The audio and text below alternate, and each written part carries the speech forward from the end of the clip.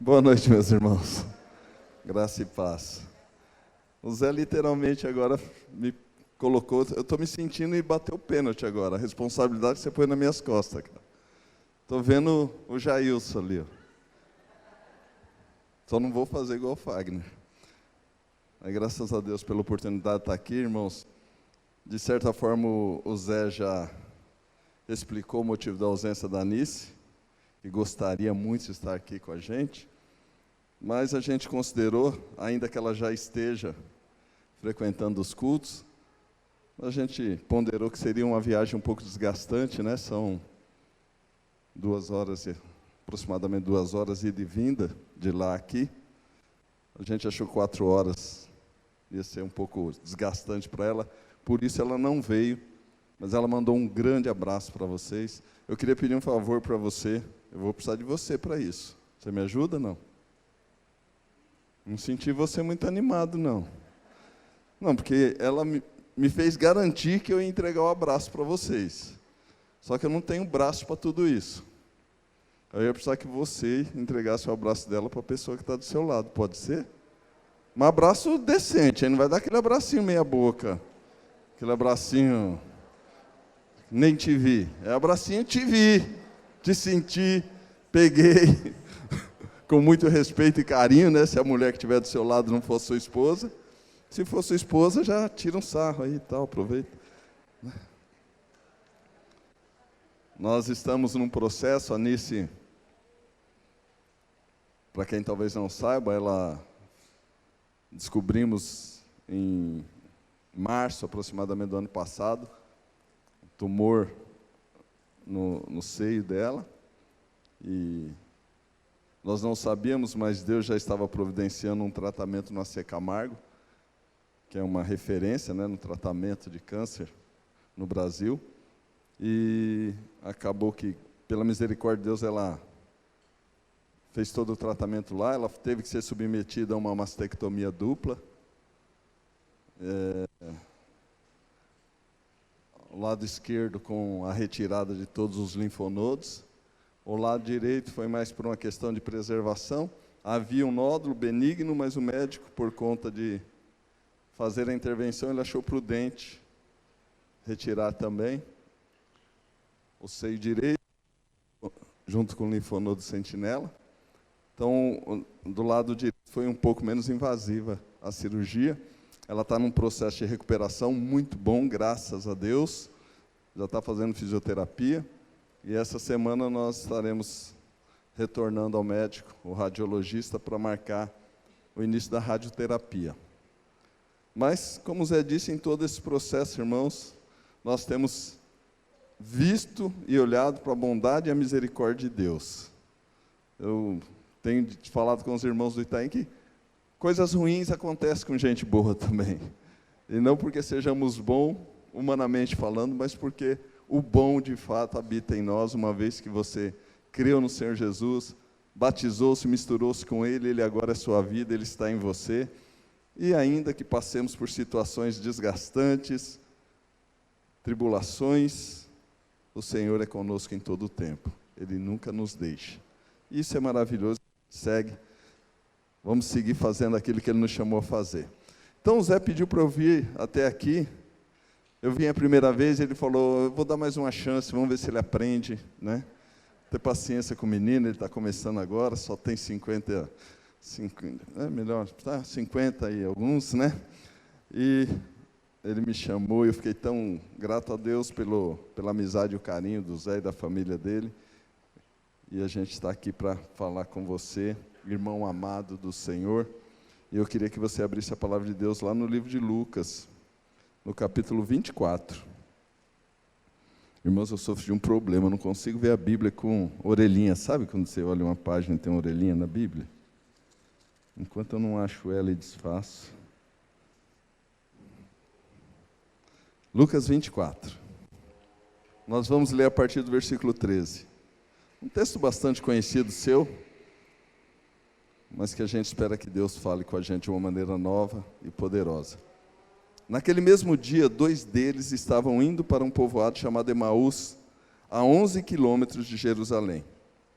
No caminho, conversavam a respeito de tudo o que havia acontecido. Enquanto conversavam e discutiam, o próprio Jesus se aproximou e começou a caminhar com eles. Mas os olhos deles foram impedidos de reconhecê-lo. Ele lhes perguntou: sobre o que vocês estão discutindo enquanto caminham? Eles pararam, com os rostos entristecidos. Um deles, chamado Cleopas, perguntou-lhe: você é o único visitante de Jerusalém que não sabe das coisas que ali aconteceram nesses dias? Que coisas? Perguntou ele. O que aconteceu com Jesus de Nazaré? Responderam eles. Ele era um profeta, poderoso em palavras e em obras diante de Deus e de todo o povo. Os chefes dos sacerdotes e as nossas autoridades o entregaram para ser condenado à morte e o crucificaram. E nós esperávamos que era ele que ia trazer a redenção a Israel. E hoje é o terceiro dia desde que tudo isso aconteceu. Algumas das mulheres entre nós nos deram um susto hoje. Foram de manhã bem cedo ao sepulcro e não acharam o corpo dele. Voltaram e nos contaram ter tido uma visão de anjos que disseram que ele está vivo. Alguns dos nossos companheiros foram ao sepulcro e encontraram tudo exatamente como as mulheres tinham dito, mas não viram. Ele lhes disse: como vocês custam a entender e como demoram a crer em tudo que os profetas falaram. Não devia o Cristo sofrer estas coisas para entrar na sua glória? E começando por Moisés e todos os profetas, explicou-lhes o que constava a respeito dele em todas as Escrituras. Ao se aproximarem do povoado para o qual estavam indo, Jesus fez como quem ia mais adiante. Mas eles insistiram muito com ele: fique conosco, pois a noite já vem, o dia já está quase findando. Então ele entrou para ficar com eles. Quando estava à mesa com eles, tomou o pão, deu graças, partiu e o deu a eles. Então os olhos deles foram abertos e o reconheceram, e ele desapareceu da vista deles. Perguntaram-se um ao outro: não estava queimando o nosso coração enquanto ele nos falava no caminho e nos expunha as Escrituras? Levantaram-se e voltaram imediatamente para Jerusalém. Ali encontraram os 11 e os que estavam com eles reunidos, que diziam: é verdade, o Senhor ressuscitou e apareceu a Simão. Então os dois contaram o que tinha acontecido no caminho e como Jesus fora reconhecido por eles quando partia o pão. Você pode fechar os seus olhos e inclinar sua cabeça? Vamos orar? Pai Santo, nós estamos reunidos neste lugar porque muito mais do que uma reunião num prédio, nós cremos que a igreja do Senhor está reunida neste lugar. E tu te alegras com a reunião dos santos, e tu te manifestas aos santos. Então a nossa oração nesta noite, Senhor, é que por tua bondade e misericórdia, abra os nossos olhos, dá-nos discernimento. Espírito Santo de Deus, ilumina nossa mente, para entendermos a verdade das tuas palavras. Livra-nos, ó Deus, de tudo e qualquer coisa que possa impedir que sejamos renovados no nosso entendimento pelo poder do Espírito Santo. Nós, deliberadamente, abrimos mão das nossas opiniões, razões, frustrações, limitações, para receber de Ti o que tens reservado para cada um de nós nessa noite. No nome de Jesus, amém. Eu queria pensar um pouco com você, irmão amado, a respeito do risco que a gente corre a partir de ter notícia do que aconteceu ao nosso Senhor e Mestre, e o que nós vamos fazer com isso na nossa jornada. Porque a gente vem ao mundo, cresce, provavelmente cada um aqui tem uma história, um contexto familiar, e aí a gente tem notícia a respeito daquilo que aconteceu a Jesus, e como esses moços, a gente começa a construir uma história baseada naquilo que ouvimos. Mas há um risco muito grande da gente permitir que esse contato inicial com Jesus se transforma em religião, em um costume, em uma atitude que se torna padrão, mas vazia. Eu queria pensar com vocês a respeito do que aconteceu a esses moços que, segundo o relato deles, e eles dizem aqui que conviviam com os apóstolos, provavelmente eles estavam naquele grupo que andou com Jesus. Jesus tinha um grupo mais próximo dos discípulos, os 12, e você sabe que ele tinha 70, que andavam com ele, ouviam dele, receberam dele autoridade para sair anunciando o Evangelho. Eu penso que provavelmente esses moços deveriam estar neste grupo, por conta da proximidade que eles tinham de relacionamento com os apóstolos. Mas a gente percebe que quando a nossa vida cristã e a nossa jornada não desenvolve, não desenrola do jeito que a gente imagina, e aqui a gente pode colocar como ponto de frustração uma enfermidade, uma perda de emprego, uma dificuldade financeira, um assunto mal resolvido na nossa casa. Quando a gente começa a olhar para Jesus e como esses moços aqui, permitimos que a frustração bata no nosso coração, e eles dizem aqui para o próprio Jesus, nós esperávamos que ele fosse a redenção de Israel. Eles se frustraram com a expectativa que eles tinham depositado em Jesus. Parece louco a gente falar disso, porque de repente a gente vai falar, mas como é que alguém vai se frustrar com o Filho de Deus? Eu creio que Jesus é o Filho de Deus. Mas quantos de nós, irmãos, na nossa jornada, quando a gente passa por uma situação difícil, por um aperto, a gente começa a questionar se de fato Jesus é quem a gente creu que era, se de fato Deus é tão poderoso como as Escrituras dizem que Ele é, se de fato Deus tem tanto interesse na minha vida, a ponto de fazer com que eu desfrute nesses dias e nessa terra, do melhor que Ele propôs que eu desfrutaria, da vida abundante que Ele disse que traria. E esse talvez seja o grande e maior teste pelo qual eu e você vamos passar. E se eu e você não tivermos, não por conta de uma capacitação especial, mas por conta do temor de Deus gerado nos nossos corações pelo Espírito Santo, lucidez para decidir a jornada e a direção que essa jornada seguirá a partir de então, a gente pode ter atitudes de gente séria, que tem um compromisso com a palavra, como eram esses moços eram gente séria, apaixonados por Jesus, andaram ao lado de Jesus, faziam a obra de Jesus, gente que conhecia a palavra. Eles chegam a dizer para Jesus, só você não sabe do que está acontecendo, cara, vou precisar falar para você, todo mundo está sabendo, como muitos de nós, todos de nós estamos sabendo que Jesus é o Filho de Deus, sabemos? Não tem novidade a ser.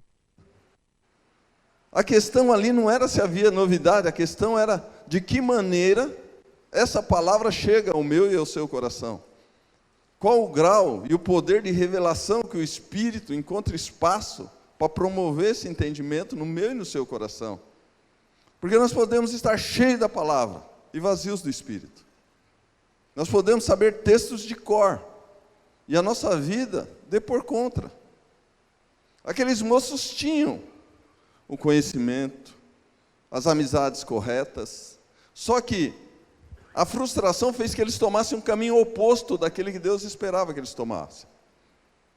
O recado de Jesus era para que eles permanecessem em Jerusalém. Jesus tinha dito para eles que depois da ressurreição Ele os encontraria na Galileia, e eles retornariam para Jerusalém, para que do alto fossem revestidos de poder. Esses moços, por conta de estarem frustrados, de terem suas expectativas frustradas, eles estavam avançando, só que no caminho oposto. Eles estavam abandonando aquilo que num dia creram. Eu quero, junto com você, irmãos, conferir um pouco da nossa experiência.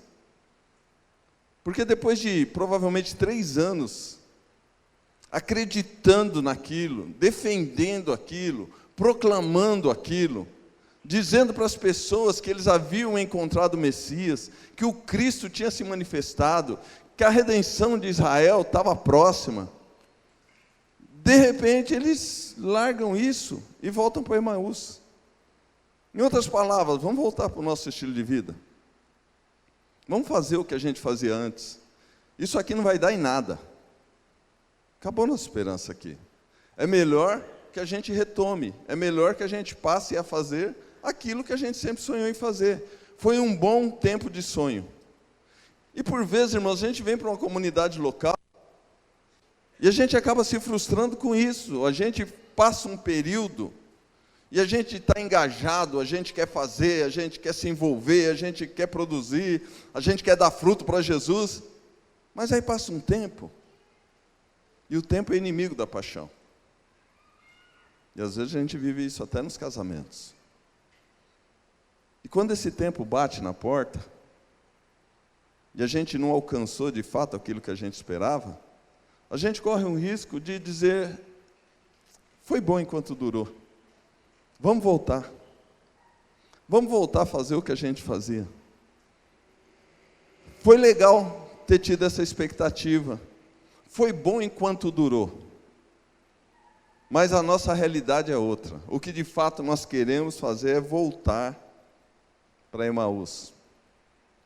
E quando a gente toma essa decisão de voltar para Emaús, isso pode ser, se a gente abrir o leque, tanta coisa, deixar de frequentar uma célula, deixar de honrar uma autoridade constituída por Deus, deixar de frequentar os cultos, deixar de ser tão aplicado na leitura bíblica como fomos um dia.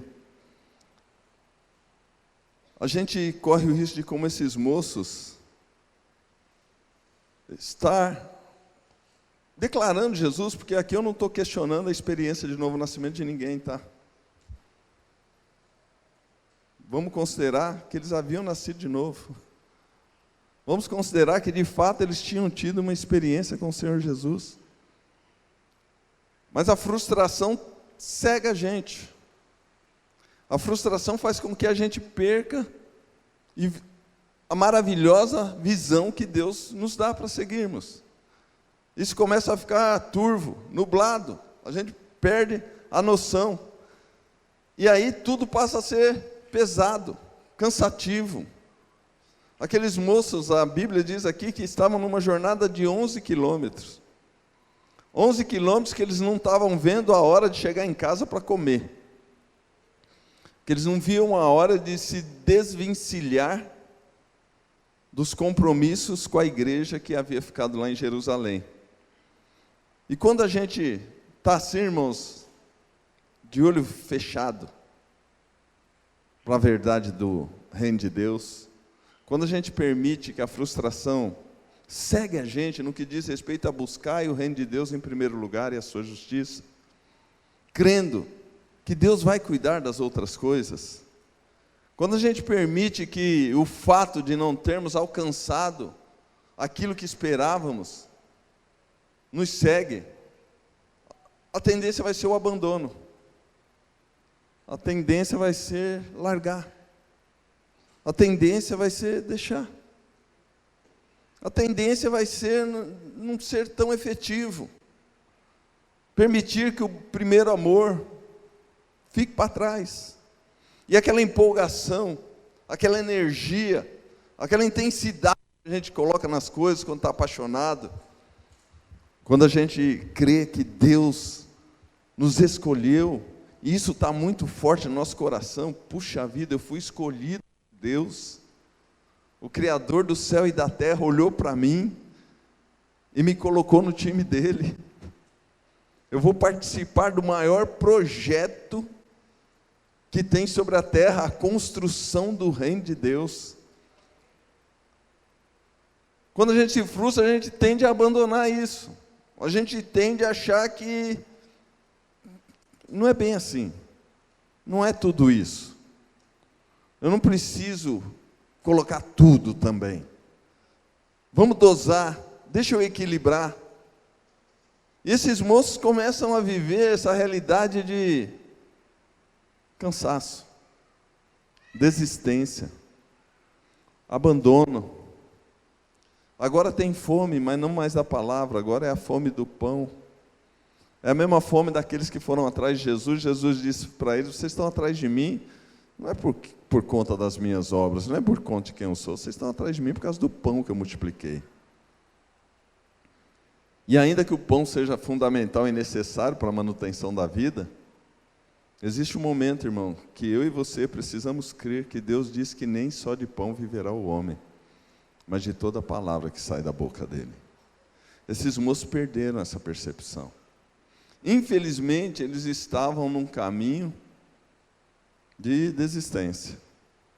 Mas a boa notícia é a notícia que eu quero que ajude a mim e a você numa retomada e numa abertura de olhos para a gente viver a realidade da vida cristã tal qual Deus propõe, não como a comunidade da graça quer, não como o pastor local queira, mas como Deus espera que vivamos, irmãos. É que se 2 ou 3 estiverem reunidos no nome dele, ele se manifesta, ele se faz presente. E ainda que aqueles moços estivessem equivocados na direção que eles estavam dando para a vida deles, eles estavam com alguém que cria nas mesmas coisas que eles criam. E na jornada deles o assunto era Jesus. Ainda que equivocadamente, ainda que indo na direção contrária, mas o assunto deles era os acontecimentos daquele dia. O assunto deles era o que dizia respeito a Deus. E na sua infinita bondade e misericórdia, Deus os visita, Jesus se manifesta. E eu quero dizer para você que está nesse lugar, por mais que isso pareça uma visão de anjos, como eles dizem aqui, porque quando a gente está meio desfocado, as coisas de Deus parecem alucinação. As pessoas vêm contar testemunho para a gente nem acha que é verdadeiro assim. A gente vê como eles interpretaram a notícia das mulheres. E apareceu as mulheres falando aí, mas isso aí é visão de anjo. Isso aí não é verdade, isso aí não é realidade. Isso aí não acontece mais. A gente começa a ficar assim também, sem crer, e tira de Deus o poder. Não que ele perca o poder, mas eu deixo de crer naquilo que ele pode e quer fazer na minha vida, na sua vida, na minha família, na sua família. A gente para de dar crédito ao Senhor. Aqueles moços, então, eles começam agora a questionar as coisas que dizem respeito à palavra, mas ainda assim, por conta da misericórdia de Deus, da bondade e da graça que a gente não consegue explicar, e ainda, irmão, que você e eu estejamos vivendo um momento difícil nas nossas vidas, se o que brotar dos nossos lábios for um clamor a Deus, Ele vai nos visitar. E assim como foi com aqueles moços, Jesus vai estar perto da gente em todo tempo. E aí me alegra o coração quando a gente percebe a diferença, permita-me aqui usar esses 2 termos, mas a diferença entre um crente frustrado e um crente com os olhos abertos. E o interessante é que esses 2 crentes são a mesma pessoa. A gente tem aqui esses moços, um crente frustrado, indo embora para Emaús. 11 modorrentos quilômetros. Ó dia, ó azar, a gente achou que ia dar certo, Jesus ia mudar, não deu. Esse assunto de igreja, esse negócio aí, não é para todo mundo não. Vamos para a nossa vida, vamos fazer o que a gente... Cansado, com fome, tudo era pesado. Mas de novo, esse pastor já vai inventar outra coisa. Mas de novo, outro evento. Mas de novo, outro encontro. Mas é muita cobrança. A gente começa a achar que, tudo é pesado. Tudo é enfadonho. Tudo podia ser mais light. Aqueles moços estão assim. Aqueles moços estão se movendo, mas começam a buscar alternativas, sabe? Mas o que nós vamos fazer agora? Não, Jerusalém, não, vamos procurar alguma coisa, vamos começar a procurar algumas alternativas, vamos ver o que a gente pode fazer, que seja mais agradável, que traga mais alegria no coração. A palavra de Deus continua queimando no coração. Porque o nascido de novo, irmãos, foi tocado de uma forma nova, poderosa e transformadora por Deus. E a Bíblia diz que quando eu nasço de novo, o Espírito Santo vem morar em mim, eu me torno templo do Espírito Santo. Mas ainda que a palavra queime, ainda que ele sinta um impulso, quando ouve a palavra, algo mexe com ele. E talvez você esteja aqui nessa noite, e você está ouvindo a palavra, e algo está aí, já em ebulição dentro de você. Só que se meu olho está fechado, eu não consigo perceber esse mover de Deus. Eu não consigo permitir que essa ebulição se torne poder para fazer com que eu me mova. Esse é esse crente com o olho fechado, frustrado. Mas daí esse mesmo crente tem os olhos destapados. É o mesmo cara que andou 11 quilômetros lamentando o fracasso do projeto ser cristão. Eles estavam lamentando um dia ter crido em Jesus. Eles disseram, nós tínhamos esperança nele, mas nós estamos frustrados. Esses mesmos caras sentam-se à mesa para fazer aquilo que estavam esperando fazer, comer o pão, têm seus olhos abertos, e a Bíblia diz que a primeira coisa que eles fazem é voltar os 11 quilômetros correndo. Irmãos, é impressionante, Jesus não diz para eles assim, ó, agora vocês voltem lá, viu? Agora vocês vão voltar lá e vão fazer o que eu estou mandando, é obrigação da igreja, vai falar que vocês me viram ressurreto. Não, imediatamente eles levantam e vão fazer aquilo que Deus esperava que eles fizessem, permanecer em Jerusalém. É monstruosa a diferença. Um crente com o olho aberto, você não precisa ficar empurrando, mandando. Não tem muita cobrança. Não, eu desejo fazer. E se você for reconhecido, maravilha. E se não for, glória a Deus, eu faço para o Senhor. Eles se levantam e voltam, irmãos. Os 11 quilômetros da ida, que eram tão chatos, agora se tornam motivo de alegria. Rapidez. O crente com o olho aberto, ele está preparado para toda e qualquer oportunidade que surja diante dele, para levar a palavra de Deus, para anunciar. Ele recobra ânimo, ele recobra vida, ele se torna uma expressão da presença de Deus dentro dele. Quando alguém tem os olhos abertos, a fome esquece. Eu não estou dizendo que a gente não vai ter mais fome, que a gente não vai comer. Aliás, crente come pra caramba, né, irmãos? E crente tem que comer mesmo. Não bebe, não fuma. Tem uma mulher só. Na hora que senta para comer, tem que fazer bem feito, né, Zé? Mas o pão ficou lá. Dá um teco de pão? Dou. O pão ficou lá. Saíram correndo, foram fazer o que tinha que fazer.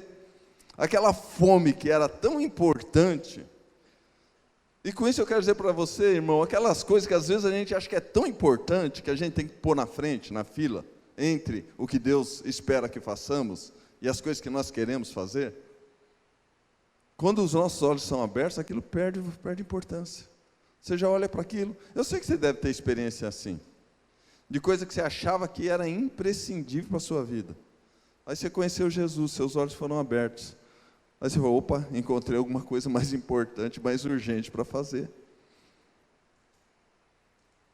Um crente com o olho aberto, ele retoma a missão, mas agora ele retoma a missão com força total. Aqueles moços estavam abandonando a missão. Agora eles retomam a missão.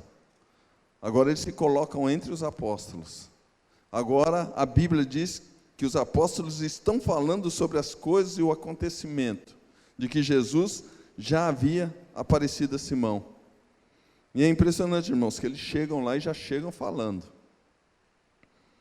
Eu não estou colocando aqui a questão de que nós devemos ser educados, né, polidos, e não interromper a conversa dos outros. O que eu estou dizendo aqui, irmãos, que agora estava queimando tão forte dentro deles, anunciar que Jesus tinha ressuscitado, dizer para as pessoas que tudo aquilo que ele havia dito era verdade, que não era um sonho de fadas, não, que não eram promessas vazias, que para eles agora chegarem onde quer que chegassem, começar a falar disso, ganhou um novo sentido. Os mesmos caras que estavam abandonando o encargo de comunicar a palavra, agora eles se tornam muito intensos nisso. E eles chegam, não considerando posição, e com isso também eu quero junto com você aprender, irmãos, que por vezes a gente fica achando que tem alguém dentre o povo de Deus que é o escolhido para fazer isso. E na verdade Deus está contando com cada um de nós. O fato de haver aqui uma comunicação no microfone de maneira diferenciada, não diz respeito à categoria, à posição, diz respeito só a uma facilitação para você me ouvir. Mas tirando Jesus que é o Senhor, todos nós somos servos, irmãos. Todos somos servos e todos somos convocados por Deus para servi-lo, para fazermos aquilo que Ele espera que nós façamos, com toda a força, com toda a intensidade, de todo o coração. Não por conta agora de fazer parte de um grupo denominacional, que exige que eu tenha um comportamento, uma atitude e participação em determinados eventos, mas por conta do desejo incontrolável de dizer para as pessoas que o Messias já veio, que Cristo é real, que o Filho de Deus se manifestou em carne, e Ele veio, andou entre nós e deu sua vida para que os nossos pecados fossem perdoados e nós tivéssemos a vida em Deus, irmãos. Aqueles moços agora não se contêm, não se seguram, querem falar disso, querem anunciar essa verdade, não querem controlar a vida das pessoas, não querem dizer para as pessoas que eles são melhores, não querem ficar determinando quem vai para o inferno ou não. Eles querem anunciar que para todos aqueles que queiram, Deus oferece vida. Que para todos aqueles que ouçam a verdade do Evangelho, creiam no Filho de Deus e entreguem seus corações e suas vidas, a vida é proposta. E a escolha está diante de todos. E me alegra saber que haverá o batismo. Porque ainda que a gente diga que, e de fato é verdade, deitar na água e levantar não muda a natureza de ninguém, mas por outro lado, aquele que teve a sua natureza mudada, ele vai participar disso, porque ele quer dar testemunho de que agora Jesus é o Senhor da vida dele. E é dentro desse contexto, irmãos, que esses amados agora começam a tratar a questão, mesma circunstância, mas de forma diferente. O lugar que não servia, Jerusalém não serve mais, vamos embora para Emaús. Agora é o lugar onde eles desejam estar. Voltam para lá imediatamente. Nada mais é longe. Ah, não, lá é muito longe, eu não vou não. Ah, não tem perto de casa? Isso acaba. Isso acaba. Rima com Sorocaba, né, irmãos? Mas, piadinha ruim, né? Tenha paciência comigo, eu estou melhorando. Mas eu não estou falando isso como quem acha, irmãos, eu estou falando isso como quem viveu esse processo. E não falo isso para glória pessoal, porque se não fosse o Senhor, se não for o Senhor. Mas, morando em Mogi das Cruzes, eu me deslocava 42 quilômetros para congregar na Vila Carrão. E algumas pessoas diziam para mim, muitos diziam para mim, pô, mas não tem igreja em Mogi? Tem um monte de igreja em Mogi. Mas tinha um negócio chamado Palavra de Deus e Visão que abriu os meus olhos. Então a distância se tornou nada. Eu comecei a ir para uma célula, 35 quilômetros de casa. Aí eu pegava o trem, em Mogi das Cruzes, vamos para o processo completo. Eu saía de casa, caminhava 25 minutos, pegava o trem em Mogi das Cruzes, descia em Calmon Viana, fazia uma baldeação, pegava o trem para o Brás, descia em Hermelino Matarazzo, caminhava 35 minutos para chegar na célula. À noite, na saída, complicava um pouco, porque às vezes eu chegava em Mogi, o último ônibus já tinha ido embora. Então aumentava o percurso para eu voltar para casa a pé. E eu fiz isso, irmãos, e o que eu quero dizer para vocês com isso não é para vocês falarem, nossa, como ele é, oh meu Deus, não. Porque eu fazia isso com alegria. Porque meus olhos um dia foram abertos. Porque eu também corri o risco de, como esses moços, se eu tivesse simplesmente sido seduzido por uma religião, de estar fazendo as coisas empurrado, chateado, fazendo para ver se Deus se lembra de mim, fazendo alguma coisa para ver se Deus retribui com uma bênção, com um milagre, com aquilo que eu espero que aconteça. Irmãos, quando os nossos olhos são abertos, o que menos importa é o que Deus vai fazer e se Ele vai fazer. Porque quando os meus olhos são abertos, eu entendo que tudo o que importava já foi feito. Ele foi para a cruz, Ele morreu por mim, Ele mudou o meu destino, Ele selou a minha história, do fogo do inferno para a bênção da presença eterna com Deus. Não há mais nada a ser feito no que diz respeito a trazer algum acalento para o meu coração. Foi feito, está consumado. E Deus quer que nós sejamos crentes com os olhos abertos, irmãos. Que nós tenhamos coragem de pedir ao Senhor para abrir os nossos olhos. Para a gente sair desse estágio de me dá. Para a gente sair desse estágio de se não for do meu jeito, eu não quero. Para a gente sair desse negócio de tudo empurrado.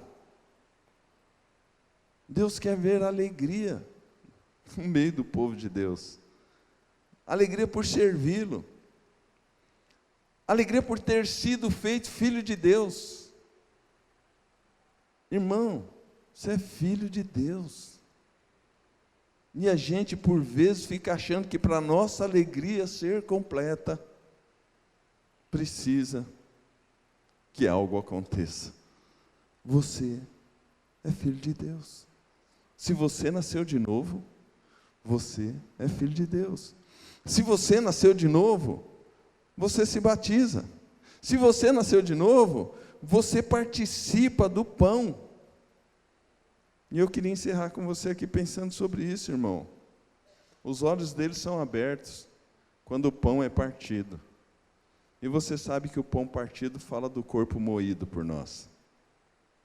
Fala do corpo traspassado. Meus olhos são abertos, irmãos, quando eu tenho discernimento do corpo. E é por isso que Paulo nos aconselha a não participar da ceia sem discernir o corpo. Na hora que Jesus parte o pão, aqueles moços discernem o corpo. Espera aí, nós somos igreja. O que nós estamos fazendo aqui? O que nós dois estamos fazendo aqui? Dois bocó aqui. Nós somos igreja, nós somos corpo. Jesus está em nós, cara. Levanta, vamos embora, vamos voltar para Jerusalém. A igreja está em Jerusalém. Não o templo, não o prédio. A igreja, eu e você juntos. Irmãos, esse prédio é lindo, maravilhoso, amplo, espaçoso. Bênção de Deus. Mas a igreja somos nós. Esse prédio sem você dentro não é igreja. A rua ali, se nós estivermos reunidos lá num campo de futebol, numa praça, se nós estivermos lá, lá está a igreja do Senhor Jesus. E eu discerno isso quando eu enxergo o corpo, enxergo que eu sou membro. E não importa qual parte do corpo eu seja. Porque se eu disser, porque eu não sou mão, eu não sou do corpo, Deus disse, você é do corpo do mesmo jeito. Porque Deus colocou cada um no corpo como lhe aprouve. E nem todos serão braço, nem todos serão perna. Tem que ter joelho, tem que ter cotovelo, tem que ter dedo mindinho, irmãos. Ainda que a gente olhe para o dedo mindinho e fala, para que serve dedo mindinho? Além de acertar na beirada da cama e ficar doendo. Porque, tem alguém aqui que entenda? Eu não tenho, eu não consigo entender. Para que serve dedo mindinho? Para estabilizar o equilíbrio. Rapaz do céu, eu sempre achava que essa era a função do polegar. Mas, então, mas você vê, eu só lembro dele quando eu acerto alguma coisa. De chinelo, né? Quando você está de tênis, você não acerta, é impressionante, né? Sempre você está de chinelo ou descalço. Mas tem função. E talvez eu seja o dedo mindinho nesse corpo que Deus colocou. Só que às vezes a gente fica tão preocupado em querer a posição que a gente acredita que deveria ser dado, afinal de contas eu sou tão eloquente, tão influente, tão talentoso, e a gente acaba esquecendo que o que vale é ser corpo, na função que Deus designou. E o livro de Efésios nos diz que pela justa operação de cada parte, o corpo cresce, o corpo se estrutura, e tudo isso em amor. Eu penso, irmãos, que é hora de eu e você entendermos que ceia do Senhor é muito além do que um evento para a gente detectar quem está em pecado. Quem está em pecado não pode participar da ceia. A gente tem que entender que batismo é muito mais do que um evento também para alguém deitar dentro da água. Esses eventos são eventos que demonstram que eu tenho discernimento do que seja o corpo. E quando eu discerno o corpo, meus olhos são abertos. Quando eu discerno o corpo, eu vou entender por que Jesus quer ir adiante. Quando a gente está sem visão, Zé, Jesus quer ir adiante, mas a gente fala para Jesus que não, fica aqui. Vocês viram os manos aqui? Está tarde da noite já. A gente começa a impedir o que Jesus quer fazer por conta da nossa limitação, do nosso desgaste, da nossa chateação, do nosso cansaço. Fica aqui, não vai não, está de noite, senta com a gente está cansado, você também deve estar. Mas à medida que os nossos olhos são abertos, irmãos, e a gente começa a discernir aquilo que Deus quer fazer através da nossa vida, tudo ganha uma nova dimensão. O que estava preto e branco fica colorido. O que estava opaco, ofuscado, ganha vida. O casamento que você já estava olhando para ele falando, meu Deus do céu, até quando eu vou aguentar isso? Se torna o oásis que você nunca mais vai largar. A conquista, ainda que legítima, dos bens materiais, que são importantes para a gente oferecer conforto para a nossa família, já não é a grande prioridade. Nosso coração começa a pulsar, mas com uma paixão diferenciada. E eu e você, e eu creio que você está aqui essa noite, porque você é gente séria, porque você leva Deus a sério, porque você não quer viver a vida cristã de qualquer jeito, porque você não é um desistente. Você não é alguém que está andando pela rua à procura da igreja para chamar de sua, que atenda às suas necessidades, que seja do jeito que você acredita que deva ser. Você está aqui porque você entendeu que existe um projeto maior do que o seu projeto pessoal. Você está aqui porque você já entendeu que tem um Deus criador do céu e da terra, que é soberano, que governa sobre tudo e sobre todos, e que Ele tem chamado gente limitada, como eu e você, para fazer parte desse projeto. Projeto que Ele poderia fazer sozinho, e daria conta e ficaria muito melhor. Mas Ele decidiu olhar para a gente. E como aquele pai que vai lavar o carro, e o filho de 3 anos disse que vai ajudar, e seria muito mais fácil o pai falar, não, fica lá dentro de casa, deixa que o pai faz. Porque o pai sabe que vai dar mais trabalho cuidar do filho lá na hora de lavar o carro do que lavar o carro, mas ele diz, não filho, ajuda o pai. E no final ainda olha para o filho e fala assim, rapaz, eu nunca vi ninguém lavar um carro igual você. Você é de mal, como esse carro ficou brilhando, cara. E o filho vai sair de lá achando que ele é o máximo, né? A gente é um pouco isso, irmãos. Deus tem uma paciência com a gente. Às vezes a gente está fazendo tudo errado. Ele terminou de lavar aquela parte do carro, a gente está lá passando a esponja com barro que saiu do pneu agora. E depois a gente ainda sai com os louros, achando que sem a gente o reino de Deus não vai funcionar. Que bom que você faz parte do projeto e você tem entendido que existe um Deus que te ama, que me ama de um jeito que a gente nunca vai conseguir explicar.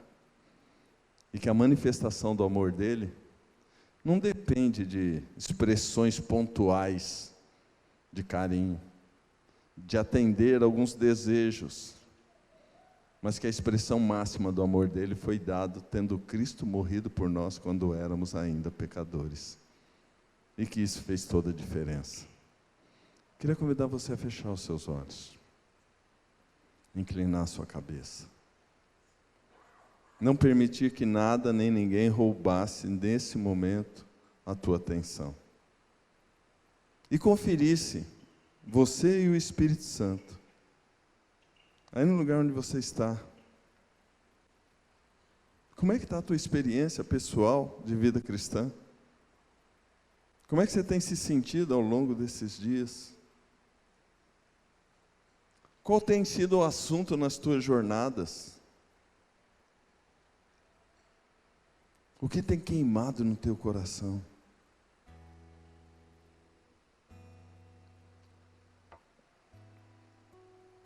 O que tem feito você saltar de alegria? O que tem produzido em você um desejo intenso de dar glória a Deus?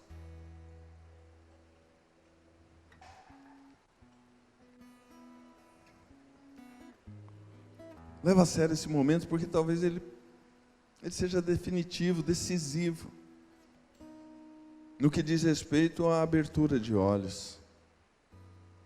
Jesus veio para abrir os olhos aos cegos.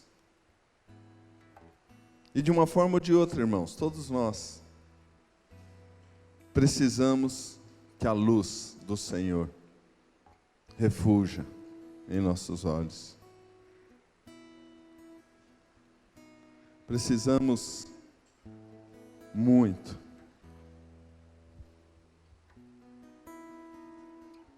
da ação de Deus em nós e através de nós.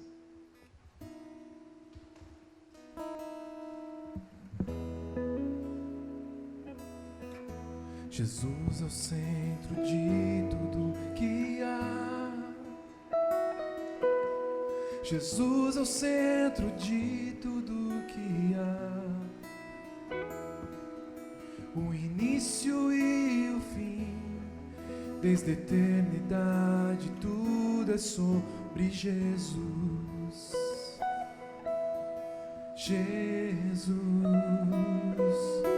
Jesus é o centro de tudo que há. Jesus é o centro de tudo que há. O início e o fim, desde a eternidade, tudo é sobre Jesus. Jesus, nada mais importa, nada se compara a ti.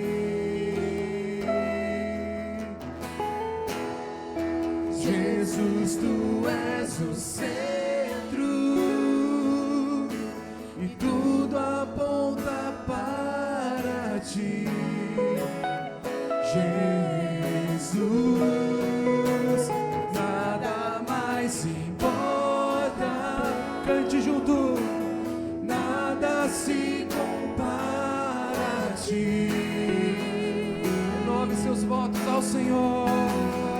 Jesus, tu és o centro e tudo aponta para ti. Jesus, que em meu coração Cristo seja o centro e todo o meu ser mostre. Vamos dizer mais forte: que em meu coração Cristo seja o centro e todo o meu ser mostre quem. Cante mais forte, diga isto: que em meu coração Cristo seja o centro e todo o meu ser mostre quem. Cante mais forte: que em meu coração Cristo seja o centro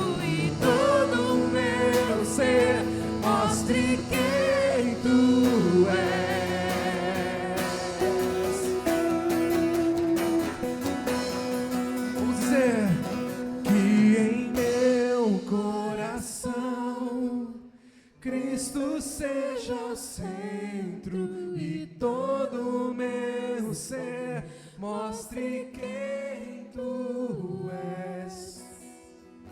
Irmãos, como nós ouvimos aqui, Sorocaba tem 700 mil habitantes. Você não está aqui por acaso. Deus não é um Deus de acaso. Deus é um Deus de propósito.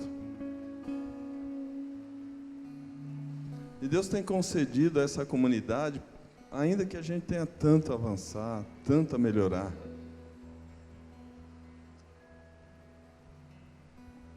uma estrutura de vida celular que tem o poder de alcançar pessoas, irmãos.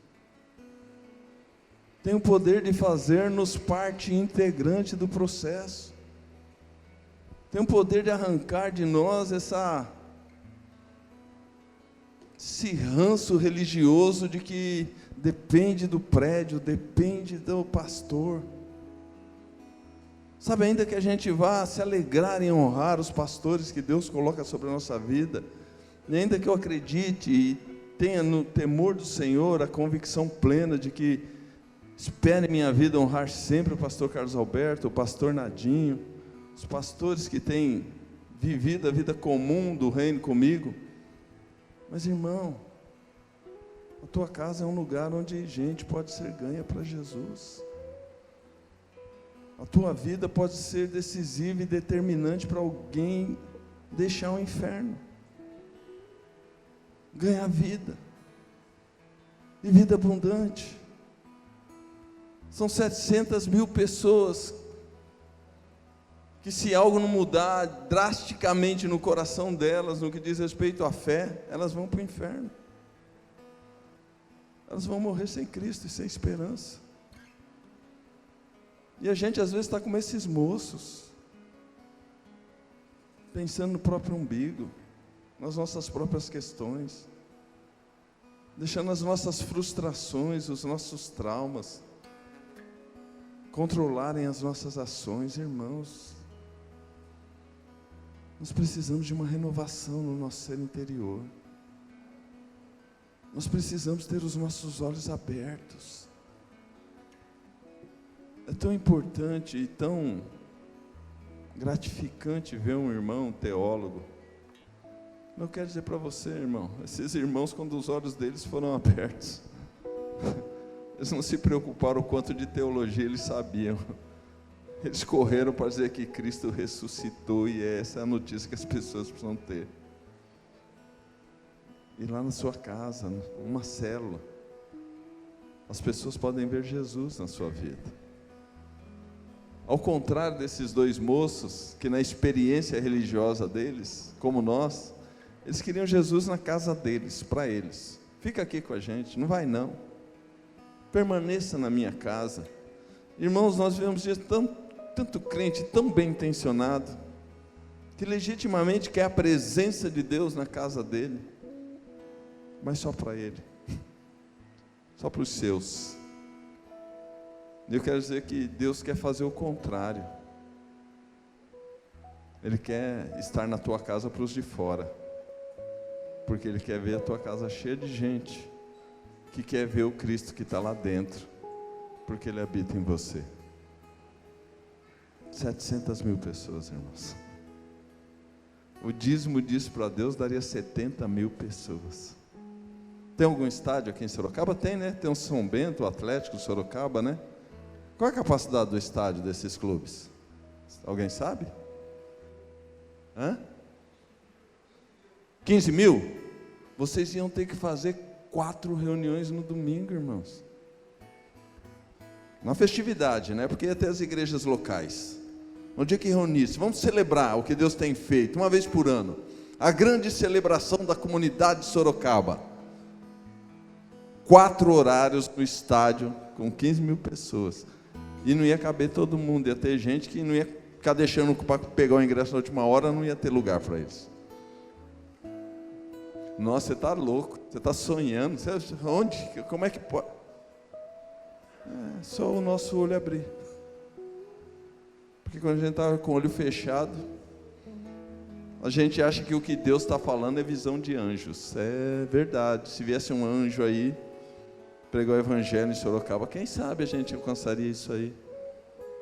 Irmãos, quantas pessoas nós temos aqui, Zé? 180. Então, não dá 500. Você vai ter que se contentar com menos de 500. Vai dar o quê? 400? 400 para cada um, né? 400 daria 72 mil. É isso? Minha conta certa, irmãos? 400 vezes 180? 72 mil. Então, você vai ter que se contentar em ser servo do Senhor para servir 400 pessoas. Giovanni, você está louco? Eu não estou me vendo liderando uma célula de 10. Então, começa liderando uma célula de 10. Aí você multiplica. Aí a tua supervisão vai ter 5 supervisores com 10 cada um, são 50. Aí você multiplica. Por quê? Que você é o bonzão? Não, porque você depende de Deus, os teus olhos foram abertos e você vai falar do que Deus tem feito. E aí aqueles irmãos que estão com você multiplicam. Mas você está falando isso aí por quê? Porque é o que eu tenho sonhado lá também para Itaim, irmãos. Lá são 400 mil habitantes, nós temos sonhado com 40 mil pessoas servindo o Senhor, o dízimo da população daquele lugar para o Senhor. E eu estou confiando na minha habilidade, na minha capacidade. Estou confiando em gente aqui que, perdoem-me o equívoco, mas eu nem apresentei o Juninho. Fica em pé aí, Ju. Meu filho Negão. Tem 2 irmãos, tem o pastor William, lá de Dutra, já está me dando problema. Você já viu 2 irmãos brigando? Eles ficam disputando, quem que é meu filho Negão, os 2. Já falei, são os 2, pô, um mais velho e um mais novo. E está aqui a linda namorada do Juninho. Juninho é supervisor de células de jovens lá, irmãos. Tem aproximadamente 80 pessoas ligadas a ele. E a Bia é líder de células. Está quantas pessoas lá, Bia? Umas 10, 11 pessoas na célula da Bia, e nós estamos trabalhando assim, limitados, sem saber muito bem como fazer, mas com o coração pegando fogo de amor por Jesus e pelo próximo. E é isso que eu queria ver estampado em cada crente, em cada um daqueles que um dia disseram, sim, Senhor. Porque às vezes a gente esquece que a gente falou, sim, Senhor. E a gente quer dar ordem para ele. Só tem um Senhor. Jesus Cristo, o Rei dos Reis, Senhor dos Senhores. E eu estou aqui acompanhado desses moços que só fazem me estimular, me incentivar, me dar ideias, apontar os meus erros, que não são poucos, ditar rumos, vamos por aqui. Tenho meus 2 filhos comigo, o Gustavo hoje está ministrando a palavra lá no Itaim Paulista, meu filho mais velho, casado com a minha filha Sara. O Guilherme, supervisor de células também, meu filho mais novo, que faz esse trabalho tão importante que os nossos irmãos fazem lá também com o som. Casa agora dia 2 de junho, você está convidado, vai ser lá na sede da Vila Carrão. Vou ganhar mais uma filha, a Isabel. E agora começar a orar pelos netos, né, irmãos? Gustavo está meio duro na queda, pai, vai dizer uns 4 anos aí. Ô, Tiago, conversa com o Gustavo, por favor. Orienta aquele menino. Mas, parênteses à parte. Pensa nisso. Ore sobre isso. Não vá para casa aí. Eu penso que você tem o teu devocional diário, porque a vida do cristão, em muito, depende do devocional diário, para ter estrutura, força, intimidade. No teu devocional diário, fala com Deus, fala, Espírito Santo, o que aquele corintiano, meia colher lá do Itaim veio falar para nós aqui tem a ver? Tenha coragem de dizer, se tiver a ver, Senhor, faz arder no meu coração. Abre os meus olhos, me faz correr 11 quilômetros rindo de alegria, porque está sendo para Deus e não para os homens, no nome do Senhor Jesus.